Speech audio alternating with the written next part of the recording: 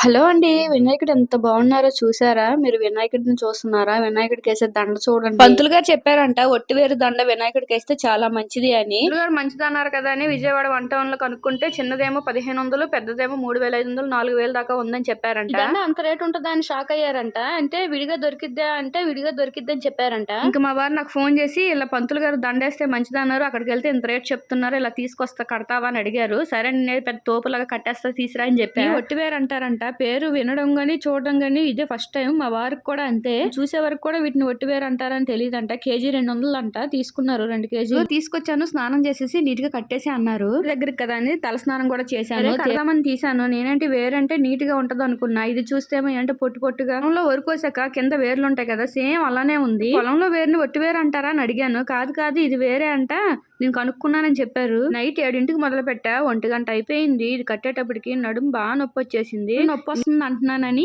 Phone చేసి మరీ అడిగా కట్టగలవా లేదా. వారు ఏదైనా ముందు నాకు చెప్పే చేస్తారు. కష్టంగా ఉంటదని నాకు తెలియదు, లేక ఫోన్ చేసేవాడినే కాదు అని చెప్తున్నారు. నేను చెప్పా కదా, నేను తెచ్చా కదా, నువ్వు కట్టాల్సిందే చేయాల్సిందే అని అసలు ఇబ్బంది పెట్టరు నన్ను. అయితే ఎంత ముద్దుగా చెప్తారో నేను అంత చక్కగానే చేసుకుంటా పని.